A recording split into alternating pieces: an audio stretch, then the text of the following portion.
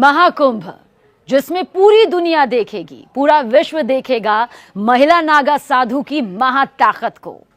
देखिए, महाकुंभ में एक बार फिर महिला नागा साधु दुनिया के सामने आएंगी। मगर क्या आप ये जानते हैं कि महिलाएं नागा साधु आखिर कैसे बनती हैं? इनकी महिमा क्या है? इनकी महाताकत क्या है? क्योंकि नागा साधुओं को तो आपने कई बार देखा होगा, लेकिन क्या आपने कभी किसी महिला नागा साधु को देखा है? बहुत से लोगों का जवाब इसमें होगा नहीं। लेकिन इनकी महाताकत से आज हम आपको रूबरू करवाएंगे, क्योंकि महिला नागा साधु लोगों के सामने दरअसल बेहद कम आती हैं। आमतौर पर उन्हें महाकुंभ के दौरान ही देखा जा सकता है। आखिर ऐसा क्यों है? किस लिए है? इसके पीछे की वजह क्या है, यह आपको जरूर बताएंगे। ये भी बताएंगे कि महिला नागा साधु आखिर रहती कहां पर हैं, क्यों वो दिखाई नहीं देती, लेकिन महाकुंभ उनके बिना अब अधूरा नजर आता है। महिला नागा साधु का पता जानने से पहले ये जान लेना बेहद जरूरी है कि आखिर महिलाएं नागा साधु बनती कैसे हैं। क्या हर कोई महिला नागा साधु बन सकती है? क्या अगर ईश्वर के प्रति, भगवान के प्रति एक आस्था जग जाए तो यूं ही नागा साधु बना जा सकता है? ये प्रक्रिया बहुत मुश्किल होती है और हैरान करने वाली होती है। तो आइए आपको बताते हैं चरणबद्ध तरीके से कि आखिर महिला नागा साधु कैसे बना जाता है। लेकिन उससे पहले कुछ और तथ्यों के बारे में भी यहां पर जान लेते हैं। देखिए, जिस तरह से पुरुष नागा साधु होते हैं ना, ठीक उसी तरह से महिला नागा साधु भी होती हैं। पुरुषों की तरह महिलाएं भी नागा साधु बनती हैं। महिला नागा साधु बनना बिल्कुल आसान नहीं होता। कहा जाता है कि महिला नागा साधु बनने की जो राह होती है वो बेहद कठिन होती है। महिलाओं के नागा साधु बनने की प्रक्रिया बहुत मुश्किल होती है। जितना सरल ये आपको लग सकता है, उससे कई गुना एक प्रक्रिया है जिसका सामना महिलाओं को नागा साधु बनने के लिए करना ही होता है। ये बहुत कठिन, बहुत मुश्किल राह होती है। जो इसे पार कर लेता है वही महिला नागा साधु बन पाता है। महिला नागा साधु बेहद मुश्किल, कठिन तप करती हैं। महिला नागा साधु का सारा जीवन ईश्वर के लिए, परमात्मा के लिए, भगवान के लिए समर्पित हो जाता है। देखिए, महिला नागा साधु बाहरी दुनिया में बहुत ही कम दिखाई देती हैं। महिला नागा साधु दरअसल जंगलों और अखाड़ों में रहती हैं। ये सुनने में आपको अटपटा लग रहा होगा, लेकिन हकीकत यही है। ये कई सालों तक कठिन तपस्या करती है, कठिन तप में डूबी रहती हैं। सनातन धर्म में, हिंदू धर्म में पुरुषों की तरह ही महिलाएं भी नागा साधु बनती हैं, इसमें कोई दो राय नहीं।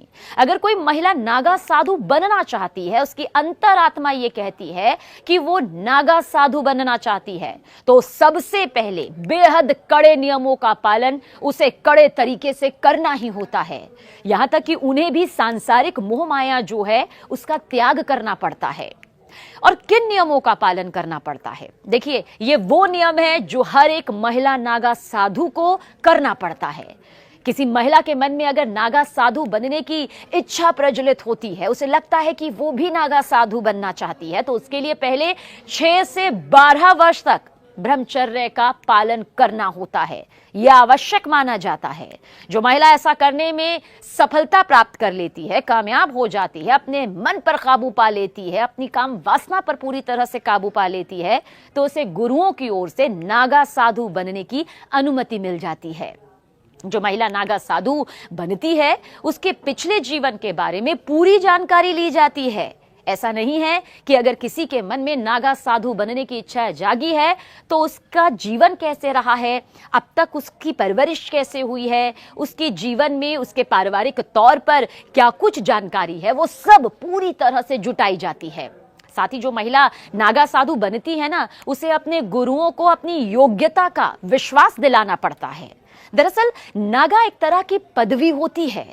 वैष्णव, शैव और उदासीन अखाड़े नागा साधुओं की होते हैं। अखाड़ों के बारे में हमने आपको पहले भी जानकारी दी है, आगे भी जानकारी देंगे, लेकिन एक बार फिर बता देते हैं। वैष्णव, शैव और उदासीन अखाड़े नागा साधुओं के ही होते हैं। और इतना ही नहीं, एक और खास बात, अपना ही पिंडदान जीते जी करना होता है। महिला नागा साधु तभी बन पाती हैं। पहले अपना उन्हें सिर मुंडवा दिया जाता है, यानी कि पहला जो होता है सबसे पहले उनके बालों को कटवा दिया जाता है, क्योंकि कहते हैं ना कि एक महिला का सबसे बड़ा आभूषण उसके बाल होते हैं, इसलिए सबसे पहले इस मोह को त्यागा जाता है। नागा साधु बनने का सबसे अहम पड़ाव है पिंडदान करना। महिला नागा साधु बनने के लिए जीते जी महिला को अपना पिंडदान करा दिया जाता है, यानी कि उसे हर तरह के मोह से दूर रहना पड़ता है। पिंडदान के बाद महिला को उस जीवन से पूरी तरह से मुक्ति मिल जाती है और उसके बाद ही महिला नागा साधु ये स्वीकार करती है कि अब से वो आध्यात्म के सफर पर निकल पड़ी है। अब से उसका पूरा जीवन जो है वो परमात्मा के चरणों में ही रहेगा, वो परमात्मा के लिए ही जिएगी और परमात्मा में ही लीन हो जाएगी। अब उसका सारा जीवन उस ईश्वरीय शक्ति को समर्पित होता है। अब महिला नागा साधु को लेकर कुछ और भी सवाल है, क्योंकि दरअसल नागा साधु जो होते हैं वो नग्न होते हैं, लेकिन महिला नागा साधु गेरुआ वस्त्र पहनती हैं। पुरुष नागा साधु तो नग्न में रहते हैं, लेकिन महिला नागा साधुओं को गेरुआ वस्त्र धारण करने की इजाजत होती है। लेकिन वो वस्त्र ध्यान से कहीं से भी सिला नहीं होता, यानी कि इसमें भी नियमों का पालन होता है। जैसे कि हम और आप जो कपड़े पहनते हैं वो सिले हुए होते हैं, उन्हें हम अपने हिसाब से अपने अनुरूप बना सकते हैं, लेकिन महिला नागा साधु किसी भी तरह से सिले हुए कपड़े नहीं पहनती हैं। और महिला साधुओं के माथे में, यानी कि महिला नागा साधुओं के माथे पर एक तिलक होता है और वो भी अपने पूरे शरीर पर भस्म लगाती हैं, जैसा कि नागा साधु करते हैं, बिल्कुल वैसे ही। लेकिन जगह पर, अलग जगह पर उनका जो विशेष स्नान होता है वो किया जाता है।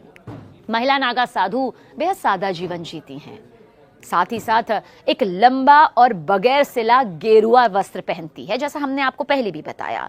और इसके साथ ही उनके माथे पर तिलक भी होता है, पूरे शरीर पर भस्म होता है। और इतना भी बता दें, नागा साधु, चाहे वो महिला नागा साधु हो या पुरुष नागा साधु हो, वो किसी भी दूसरे व्यक्ति के समक्ष अपना सिर कभी नहीं झुकाते और ना ही किसी की निंदा करते हैं, लेकिन उनका सिर आशीर्वाद लेने के लिए केवल वरिष्ठ सन्यासियों के समक्ष ही झुकता है। इन सभी का पालन एक नागा साधु को आजीवन करना होता है, यानी कि जब तक वो इस मनुष्य जीवन में है उसका पालन उसे अपने अंतिम सांस तक करना होगा। देखिए, महिला नागा साधुओं को लेकर बहुत सारी बातें सामने आई हैं, जैसे उनके विशेष स्नान को लेकर भी सामने बातें आती हैं। तो हमने आपको बताया कि उनके स्नान की अलग से व्यवस्था यहाँ पर की जाती है। बहुत सादा जीवन उनका होता है। आपको ये भी बता दें कि अगर पूरे भारत का जिक्र करें तो नागा साधुओं की जो संख्या है वो 5 लाख से ज्यादा है। और इतना भी बता दें कि नागा साधु अगर कोई है तो 24 घंटे में सिर्फ एक बार ही भोजन ग्रहण करते हैं। वो अपने भोजन में कंदमूल, जड़ी बूटी, फूल, फल, पत्तियां ये सब खाते हैं। साधु संत को ईश्वर के सबसे निकट माना जाता है। कहा जाता है कि अगर ईश्वर के निकट पहुंचना है तो एक सच्चे साधु संत को देख लीजिए। सन्यासी अपने पूरे सांसारिक जीवन का त्याग कर देता है, अपना संपूर्ण वक्त उस परमात्मा के नाम कर देता है, उसका स्मरण करने में लगाता है। साधु संतों में नागा साधुओं की चर्चा देखिए जरूर की जाती है। सबसे खास बात तो यह है कि नागा साधुओं को लेकर जो एक कड़ा स्वरूप नजर आता है वो सिर्फ भक्ति का ही नजर नहीं आता है, बल्कि कड़ाके की ठंड में भी वो कपड़े नहीं पहनते हैं, नग्न अवस्था में रहते हैं। ये उनकी वो तपस्या है जिसके जरिए उन्हें ये ताकत मिलती है, ये शक्ति मिलती है। शरीर पर धुनी भस्म लगाकर वो घूमते हैं। अच्छा, नागा का मतलब भी नग्न है। नागा सन्यासी अपना पूरा जीवन नग्न अवस्था में ही रहते हैं। नागा सन्यासी बनने की प्रक्रिया हमने आपको बताई कि कितनी लंबी है, कठिन है। और अखाड़ों के जरिए नागा सन्यासी यहाँ पर बनाए जाते हैं, यानी कि नागा सन्यासी बनने के लिए अखाड़ों की मान्यता चाहिए होती है। ऐसा नहीं है कि नागा सन्यासी अपने आप कठिन तपस्या करके गेरुआ वस्त्र पहनकर बन जाते हैं। हर अखाड़े की अपनी मान्यता होती है, हर अखाड़े की अपनी परंपरा होती है और उसी परंपरा के तहत, उसी नियमों के तहत उनको दीक्षा दी जाती है। कई अखाड़ों में तो नागा साधुओं को भुट्टो के नाम से भी बुलाया जाता है। लेकिन अब प्रचलन में नागा साधु ही है। कितना जटिल इनका जीवन होता है, और वही जटिलता जो होती है एक तपस्वी के चेहरे पर नजर भी आती है। इनका युद्ध कौशल गजब का माना जाता है, और यही वजह है कि ये महाकुंभ की रौनक बन जाते हैं, महाकुंभ की शान बन जाते हैं। बताया जाता है कि किसी भी इंसान को नागा साधु बनने के लिए 12 साल का लंबा समय लगता है। नागा साधु बनने के बाद वो गांव या शहर की भीड़ भाड़ भरी जिंदगी को त्याग देते हैं। यानी कि जो भीड़ भाड़ और से भरी जिंदगी हम देखते हैं रोजमर्रा की, उसे पूरी तरह से त्याग देते हैं और अपने रहने के लिए पहाड़ों पर, जंगलों में चले जाते हैं। उनका ठिकाना उस जगह पर होता है जहां कोई आता जाता नहीं है। नागा साधु बनने की प्रक्रिया का हम जिक्र कर रहे हैं तो इसमें यह भी बता दें कि जो शुरुआत के 6 साल होते हैं वो बहुत महत्वपूर्ण होते हैं, क्योंकि इस दौरान वो नागा साधु बनने के लिए जरूरी जानकारी हासिल करते हैं, और इस अवधि में वो सिर्फ लंगोट पहनते हैं। वो कुंभ मेले में प्रण लेते हैं, जिसके बाद लंगोट को भी त्याग देते हैं और पूरा जीवन कपड़ा धारण नहीं करते, वस्त्र नहीं पहनते। नागा साधु बनने की प्रक्रिया की शुरुआत देखिए, सबसे पहले ब्रह्मचर्य की शिक्षा लेनी होती है। इसमें सफलता प्राप्त करनी होती है, और अगर इसमें सफलता प्राप्त हो जाती है तो महापुरुष दीक्षा दी जाती है, और इसके बाद यज्ञोपवीत होता है। क्या होता है ये? इस प्रक्रिया को किया जाता है और उसके बाद वो अपने परिवार का पिंडदान करते हैं, जिसे बिजवान भी कहा जाता है। देखिए, हम पिंडदान का जिक्र इसलिए कर रहे हैं क्योंकि ये नागा साधु को, चाहे वो पुरुष हो या महिला हो, ये करना ही होता है। वैसे कुछ जानकारी ये भी देते हैं कि 17 पिंडदान होते हैं, जिनमें से 16 अपने परिजनों का और 17वां खुद का पिंडदान होता है। यानी कि सबका पिंडदान उन्हें जीते जी करना होता है। 17 पिंडदान, जिनमें से 16 अपने परिजनों का, 17वां खुद का पिंडदान होता है। अपना पिंडदान करने के बाद वो अपने आप को मृत समान घोषित करते हैं, जिसके बाद उनके पूर्व जन्म को समाप्त माना जाता है।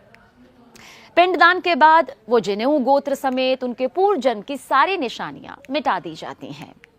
वैसे कई बार लोग बहुत ज्यादा यहाँ पर असमंजस की स्थिति में पड़ जाते हैं। उन्हें लगता है कि नागा साधु, अघोरी, ये क्या अमूमन एक जैसे हैं?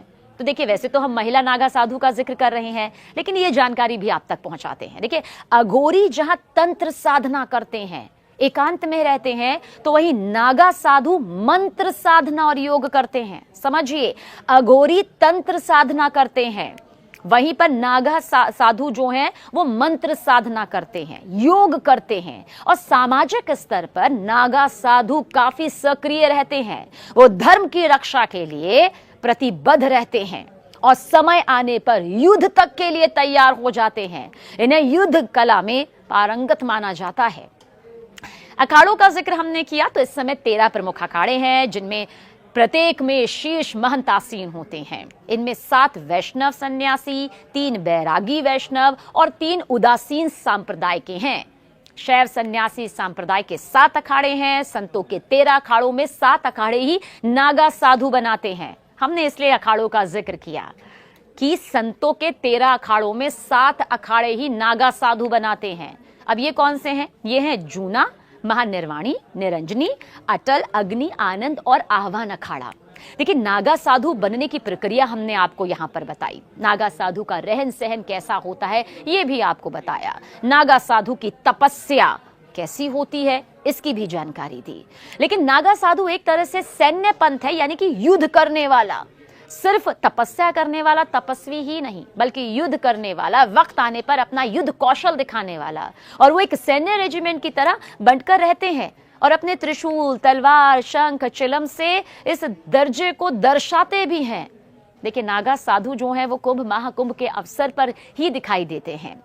कुंभ मेले में नागा साधुओं को लेकर खास आकर्षण भी रहता है, और भारतीयों के साथ ही जो विदेशी श्रद्धालु आते हैं, विदेशी सैलानी आते हैं, इन्हें जानने की चाह उनमें भी उतनी ही नजर आती है।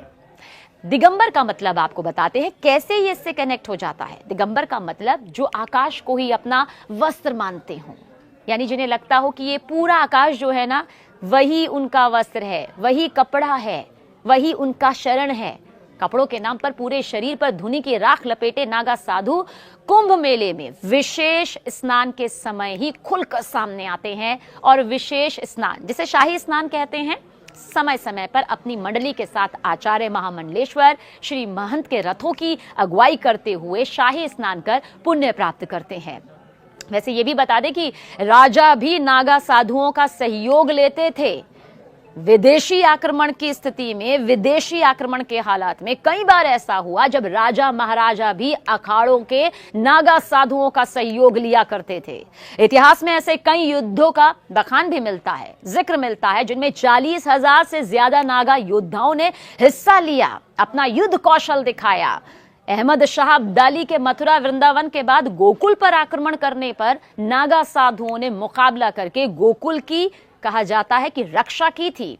भारत की आजादी के बाद इन अखाड़ों ने अपना सैन्य चरित्र त्याग दिया, लेकिन अखाड़ों के प्रमुखों ने भारतीय संस्कृति और दर्शन के सनातनी मूल्यों का अध्ययन किया, अनुपालन किया और संयमित जीवन व्यतीत करने का आदेश दिया। कोई भी अखाड़ा, चाहे वो कोई भी अखाड़ा हो, अच्छी तरह, पूरी तरह जांच पड़ताल करके ही योग्य व्यक्ति को ही प्रवेश देता है। सबसे पहले लंबे समय तक ब्रह्मचारी के रूप में रहना होता है, फिर उसे महापुरुष, फिर उसे अवधूत बनाया जाता है। अंतिम प्रक्रिया महाकुंभ के दौरान होती है, जिसमें उसका खुद का पिंडदान यानी कि दंडी संस्कार आदि कराया जाता है, जिसे हमने बताया बिजवान भी कहा जाता है। और अंतिम परीक्षा दिगंबर और फिर श्री दिगंबर की होती है। दिगंबर नागा एक लंगोटी धारण कर सकता है, लेकिन श्री दिगंबर को बगैर कपड़े के रहना होता है। एक बार फिर से बताते हैं, अंतिम परीक्षा होती है नागा साधुओं की दिगंबर और फिर श्री दिगंबर की।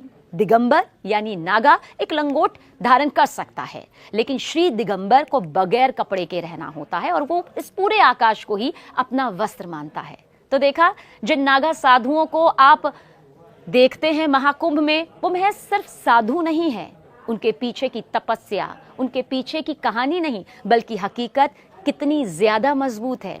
और ऐसे ही महिला नागा साधु को भी इसी प्रक्रिया से गुजरना पड़ता है। तो इस बार जब महाकुंभ में आप महिला नागा साधु और नागा साधुओं के दर्शन करें, तो महज दर्शन के तौर पर ना करें, बल्कि समझिए कि आखिर कितनी कड़ी तपस्या और 12 साल का जो लंबा सफर रहा, उसके बाद तैयार होते हैं ये नागा साधु।